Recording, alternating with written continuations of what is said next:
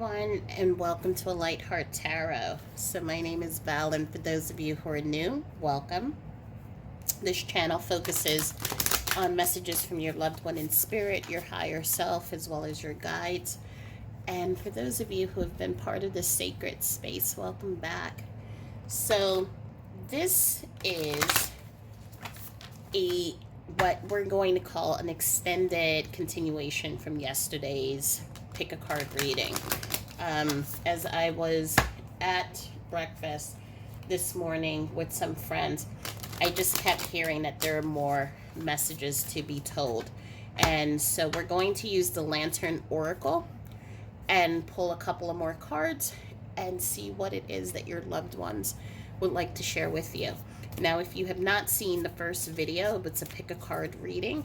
That was done on May 28th or 29th. I cannot remember. Apologies. Then go and look for that reading. And this will be the continuation. So this will be for all three groups. So again, as I always say, no matter which group you pick, there will always be some type of message or guidance to help you on this journey. And even if I do not mention specifically a person that is connecting with you, I always say that in the journey of healing and in grief, our loved ones work as a collective and they share their messages are for all of us. So let's pull a couple of cards.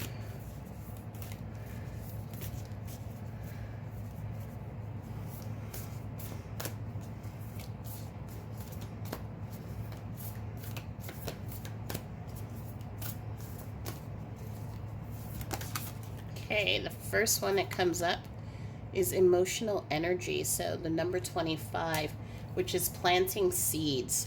The message here says emotions are messengers to be met with appropriate attention, action, and gratitude.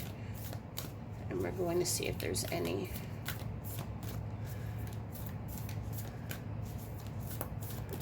Okay. There's a couple here.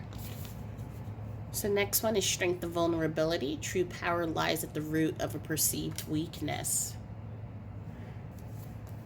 And confusion. Growth hurts, heals, and harnesses a way through the uncertainty. So if I could put this in order, and what I'm actually hearing is that we need to put this in order.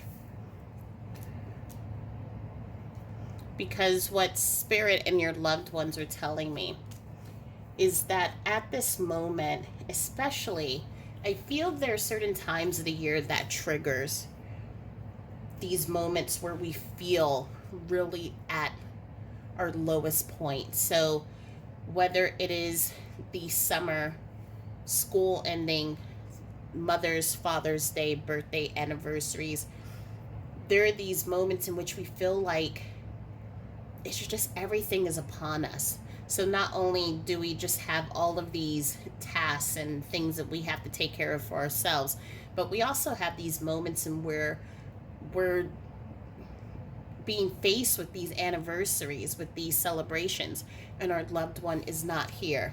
And there's a feeling of, the feeling of loss is very much more apparent in those moments of celebration, of gathering, and of when family and friends come together. I'm also feeling that there is just a lot of just questions that are in need of answers. The why did this happen? Why was my loved one taken away so soon or in this manner? And there are no answers. And at least for the times when an answer is available, the answer is not satisfactory, as it's not going to bring our loved ones back. It's not going to go back in time and change anything. And so for some of us, there is this feeling of just hollowness. But then also with our emotions, there's all of these storms and just what I want to call chaos that goes on within us.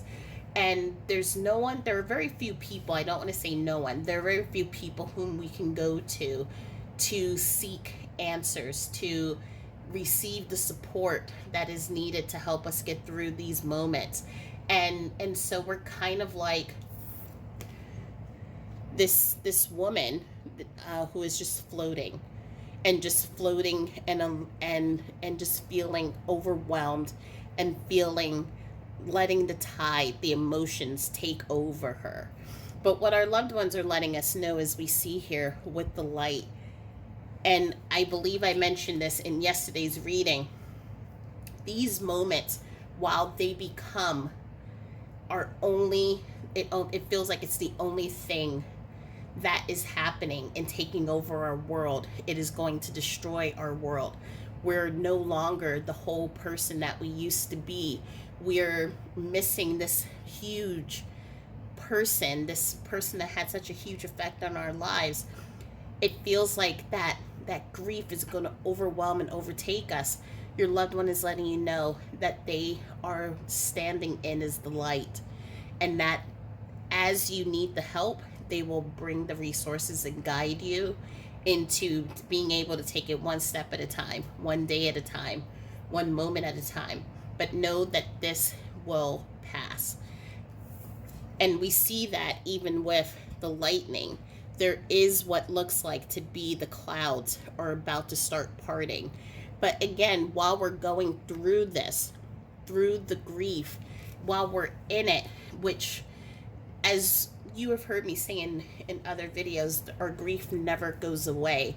We just find ways of building a life around it. While in the moment right now, you may be feeling depressed, sadness, anger, denial, all of those feelings that are part of the stages of grief. Your loved one is also bringing you love, nurturing, care.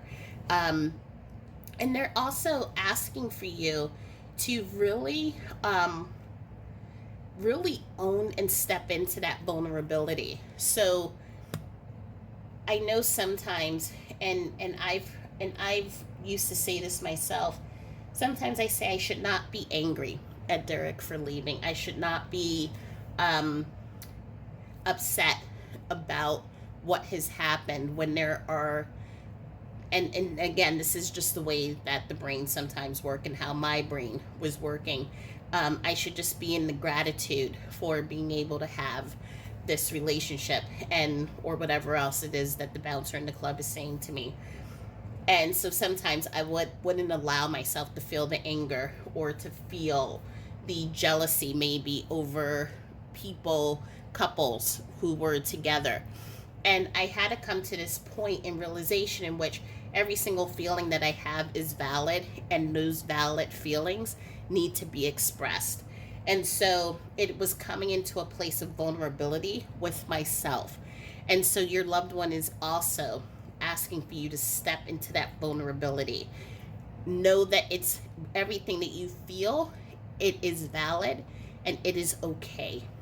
It's okay for you to be angry. It's okay for you to be in denial, or to have a moment where you accept it, and there's a moment of where happiness comes in, and maybe you may want to catch yourself and say, but should I be happy so early? Whatever it is that the emotion or feeling is, it is okay. Allow yourself to move through it, and also allow yourself to ask for help. If there is something that you are in need of help, need to speak with someone, maybe go to a group or find a therapist, or even just have a friend on call to be someone to just be your soundboard and listen to the moments when you're just like, I can't take this anymore, or whatever those emotions need to be. It's okay. You are not a burden to ask for help or to ask others to be the witness and to hold sacred space for you. What I'm also seeing here that your loved ones are sharing with me is that many of you are on this path of really uncovering your own unique abilities, meaning meditation, connecting with your channel, or stilling the mind so that you can connect with your loved ones. And they're encouraging you to seek out teachers and to seek out like-minded people to help you continue to trust in the channel. As I always say, we all have the ability to connect with our loved ones. It's the main ingredients is trusting, so that bouncer in the club, that little mind of ours that tells us that's not true, that didn't happen, don't believe that this sign or the electricity turning on and off is your loved one. When we can build that trust, then we can help that bouncer in the club to calm down and to accept what is happening in front of it, and to trust that we're not going to be hurt and that we will be okay as we try to connect with our loved ones. But it's also this moving into this space of knowing that grief is not weakness. And this is really important because sometimes, and what I was sharing before, is that we may feel that I don't want to be a burden. I don't want to be the person that's talking about my loved one all the time, or don't want people to think that I am stuck. And because there's that bouncer in the club that may be concerned, are other people going to be now hovering over us even more? Are they going to be more concerned or annoyed, or whatever it is that our minds tell us? And so sometimes we may not ask for help, and our loved one is coming in and saying it's okay to ask for help. I remember I had my grief therapist. She shared with me, because I personally always did things myself and I didn't want people to help me. And she used to share that when we allow others to help us, it's not only giving us the gift to be able to trust in a relationship and to trust that someone can step up to support us in the way that we need it. It's a gift as well for the person whom you're asking, because then they know that you trust them with your vulnerability. And as I started practicing that, I really started seeing the truth in that, and how those who were in my tribe and my circle who were here to help me with the healing were there 100%, and were there not asking for anything, not looking to put pressure, but because they love me. And it then helped me to give me more time to then have 5 minutes to myself, or to know that something that I needed to take care of was being handled by someone whom I loved and trust. And so for you and in these, whoever in that group that watched the video that I put out yesterday, whether you were in group 1, group 2, or group 3, your loved ones are asking for you to trust in the process and trust in allowing your tribe, those who love you, to come in and help. And also stepping into expressing your emotions. So this is really one big message about allowing vulnerability to show up and allowing yourself to express your emotions. There are going to be emotions in which you're going to feel like today is hard and I can't do this. Or there may be, it was okay. Or there may even be, you know what? Today was good, and I am grateful for my loved one for showing me X, Y, and Z to help me get through this moment, or whatever it is. And so whatever emotions are coming up, honor it, let yourself stand in it, and really know that these emotions, as they are moving out and through you, are all doing so to help you, again, make space to then hold and to navigate through that grief. So, we're going to pull a couple of more guidance cards and to see what additional messages our loved ones in this group want to share with us. Okay, so just like yesterday when I believe my excuse me, camera stopped, the same thing happened just now while I was trying to do a reading. So hopefully I can remember everything that I was saying. So I pulled out 5 message cards just to continue to explore what it is that our loved ones want to share with us. The first card that has come up is, I am sorry I left while you were young. We have, I love you. You can break generational patterns. I'm helping you now. And please forgive yourself. So I do recall in yesterday's reading, your loved ones were coming in asking you to release any guilt, any regret, or any of those feelings that may have been holding you from really moving into that state of forgiveness for yourself and for your loved ones.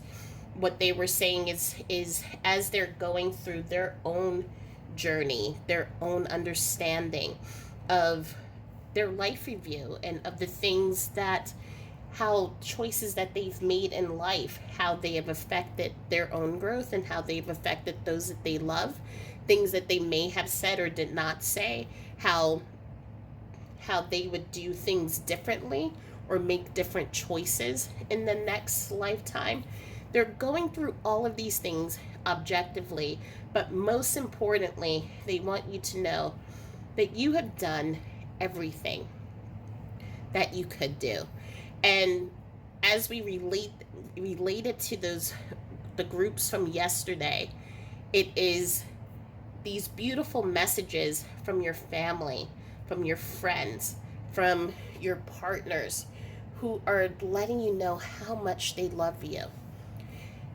At the time of their passing, as they're thinking back on their life, they wish that they were able to just let you know just how important you are to them. And I say are because you still are important. Because I am hearing some of you, and as we're seeing that confusion with the asking of the question, some of you may be wondering, does my person still love me? Are they still with me? And they're coming in and they're saying, absolutely 100%, we have never left your side and we love you so much. And they're also acknowledging that they're sorry that in this lifetime they left so young, that the time that the two of you have shared could not have been extended longer. But know that their passing had nothing to do with whether they loved you or not, if they were proud of you, or if they were always going to still be around or not. Love never dies, and love is going to be a part of you, a part of both of you, from this lifetime to the next lifetime.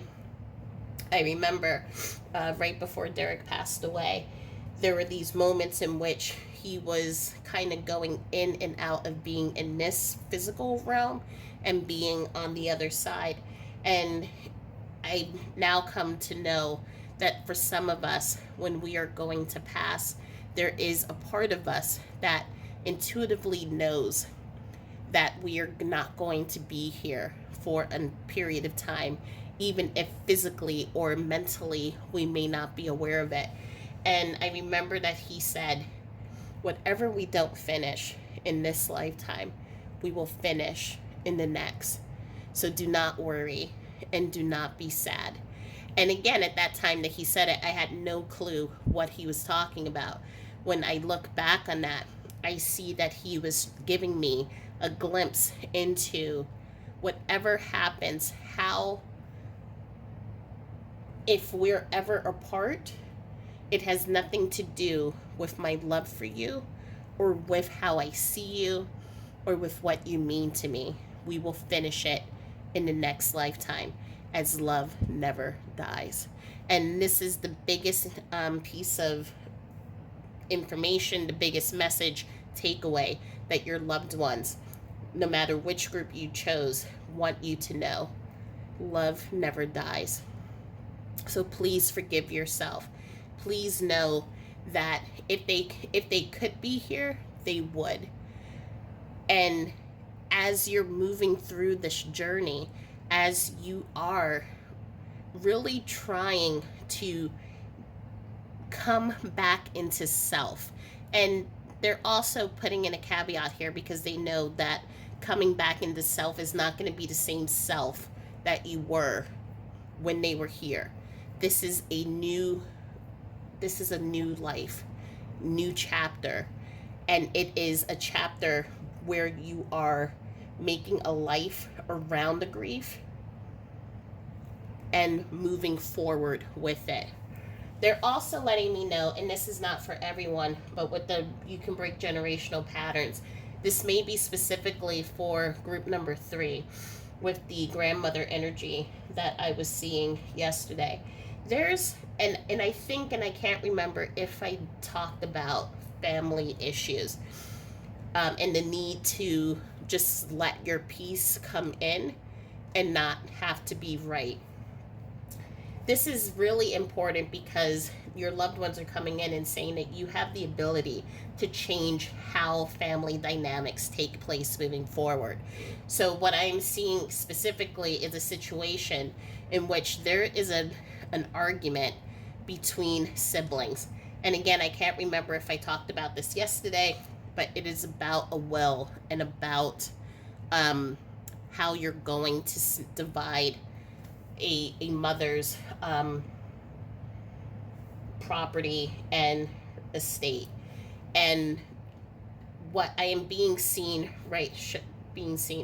what I'm being shown right now is this scene in which there has always been tension in families. And the name that I'm hearing right now is Martha. Martha is coming up and showing me that there's always been tension in families, tension in how you resolve conflict, tension in this need to have pride and to show who is the strongest. There's somewhat of a bravado, and this energy has come from a father energy. She's showing me it's coming from her father's energy, which may actually have roots even beyond that.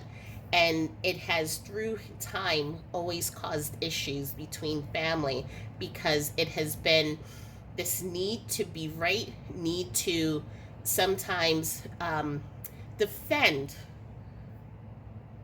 who you are, what your beliefs are, and things like that, in which causes these issues. And so Martha is coming up letting me know that you have the ability to change the generational patterns, change how you look at conflict, being able to look at situations from other people's standpoints. Doesn't mean that you are giving in and giving up your beliefs for someone else, but it is allowing yourself to take a look at a 50,000 foot point of view and see all sides of a story, and then creating and making decisions based off of that.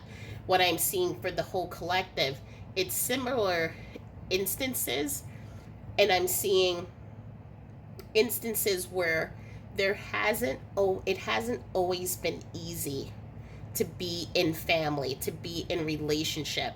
And this is because of belief systems, because of the things that we have been told when we were younger, or and how we have been raised.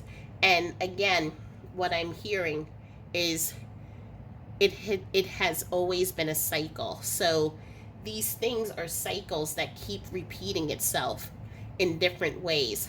How you then respond to certain decisions or relationships has been a product of how your elders have responded. And your loved ones are coming in, letting you know that you can break these patterns. It is a choice that can start with you. And the reason why it's so important is because as they have been going through their life review and in really seeing how their actions, reactions, the things that they say or don't say, how they really matter. It matters in how we relate to other people, but then also how we relate and take care of ourselves. And through all of that, through that understanding, they are now coming to this realization that love is what matters. And sometimes in protecting our energy, in really just stepping into our authentic self, it requires forgiveness of ourselves and of others. It requires us to say the things that we sometimes are afraid to say. It requires us to take a leap and move into faith rather than fear. It requires us sometimes to take a step back and just see things from a 50,000 foot view instead of reacting. It requires us to just tell someone, I'm sorry, or I love you. Because there is nothing that is promised to us, because life comes in and then it transitions and it transforms again and it transforms again. So as we are moving through these transformations, to really let our loved ones know how we feel, that we care, that we love them. And sometimes the things that we hold on to, sometimes we can just let it go and release. And so this is the really important message that your loved ones are coming in. I'm hearing the name Sabrina.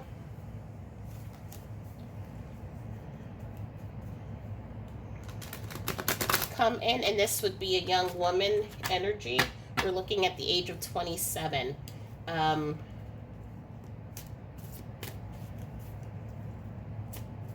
The image that I'm seeing is the last time you saw her, you were saying goodbye to her while she was stepping onto a bus going back home. It looks like once she arrived home, she became ill, and this is how she passed away. It was through finding out that there was cancer. But the two of you were friends, but there was distance between the two of you. And so by the time you found out, it had progressed pretty quickly. And she's telling me that she actually knew before, but wanted to spend her time with you.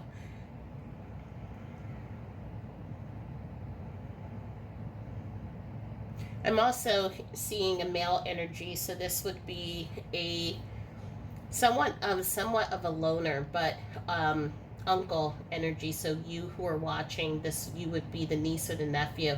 I'm actually seeing you would be the niece to this uncle. Somewhat of a loner, somewhat of someone who stayed away from the family. And again, I'm being pulled to the generational patterns.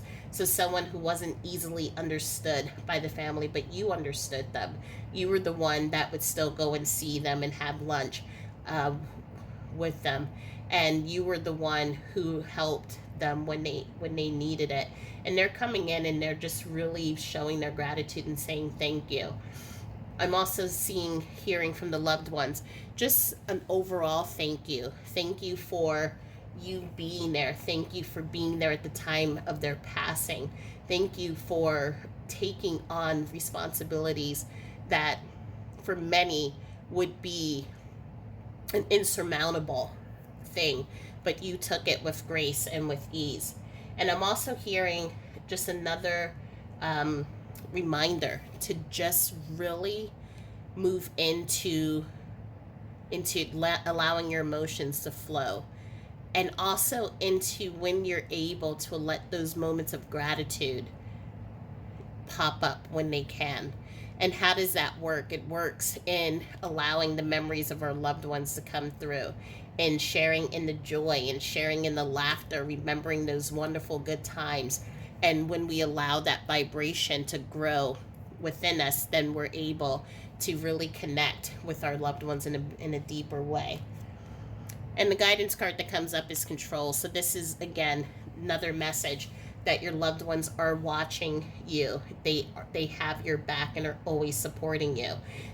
You are moving into this space of wisdom, moving into this space of really connecting to your intuition, but they are reminding you of that heart, in which it's easy for us to close our heart to others and to control who comes into our space.